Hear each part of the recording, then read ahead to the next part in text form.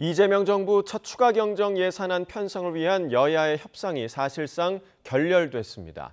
민주당은 단독 처리 방침을 시사했고 국민의힘은 표결에 불참할 것으로 보이는데요. 국회 연결해서 들어보겠습니다. 박정현 기자.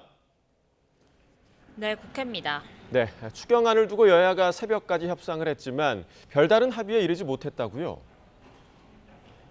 네, 그렇습니다. 외교리 여야 간사들이 새벽까지 이른바 소소위로 불리는 비공식 회동을 이어갔지만 결국 결렬됐습니다. 예산조정 소위에서 이견을 좁히지 못하고 보류했던 쟁점 사안들에 대해 협상에 나섰으나 합의에 실패한 겁니다. 핵심은 대통령실 특수활동비인데요. 윤석열 정부 당시 민주당은 대통령실 특활비를 전액 삭감했는데 이번 추경안에 증액분이 포함돼 있습니다. 국민의힘은 필요 없다던 특활비를 추경을 통해 백지 증액하겠다더니 뻔뻔하기 그지없다면서 후한무치이자 내로남불이라고 비판했습니다. 지난해 특활비 삭감을 사과하면 협상하고 합의도 검토하겠다고 강조했습니다.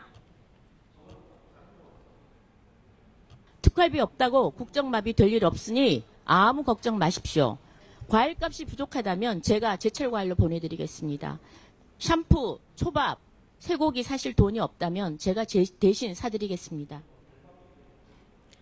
하지만 정부 여당은 원활한 국정 운영을 위해 반드시 특활비 증액이 필요하다는 입장입니다. 정권이 바뀐 만큼 지난해와 같은 기준으로 적용하는 건 무리가 있다며 야당의 철회 요구는 트집 잡기에 불과하다고 반발하고 있습니다. 국무총리 인준 거부로 국정의 발목을 잡더니 이제는 민생의 발목을 잡고 있는 국민의힘의 행태가 참으로 아쉽습니다. 국민의힘의 각성과 결단을 마지막으로 촉구합니다. 민생회복 소비 쿠폰 역시 지방부담 비율을 두고 입장차가 여전합니다. 민주당은 지방정부의 재원 조달이 어려우니 중앙정부 지원이 필요하다고 주장하고 국민의힘은 지자체 재정 상황에 따라 국비부담 비율을 달리해야 한다고 맞서고 있습니다. 민주당은 협상이 결렬됐다고 선언하면서 국민의힘이 불참하더라도 오후 2시 본회의를 열어 추경안을 처리하겠다고 통보했습니다. 네, 그리고 어제 진행된 이재명 대통령 취임 30일 기자회견에 대해서 여야의 반응도 나왔죠. 네, 아침 회의에서 여야 모두 관련 언급을 했습니다. 민주당은 유능한 대통령과 일하는 정부는 어떤 모습인지 보여드리는 시간이었다며 극찬했습니다.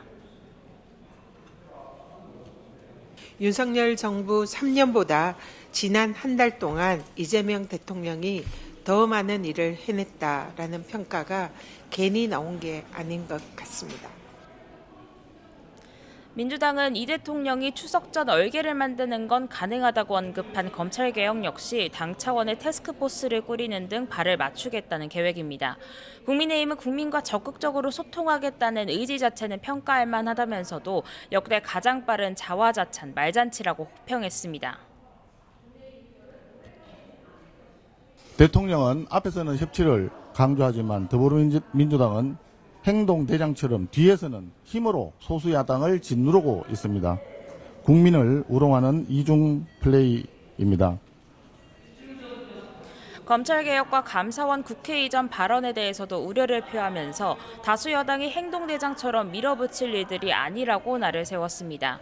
어제 상법 개정안이 새 정부 1호 여야 합의 법안으로 통과되긴 했으나 6월 임시국회 내내 여야는 치열하게 맞붙었는데요. 다음 주 시작되는 7월 임시국회 역시 이재명 정부 초대 장관 후보자들의 인사청문회가 줄줄이 예고된 데다가 민주당이 노란봉투법, 방송산법 등 쟁점 법안의 추가 처리 방침을 세운 만큼 여야 간 냉랭한 분위기는 당분간 이어질 거로 보입니다. 지금까지 국회에서 YTN 박정현입니다.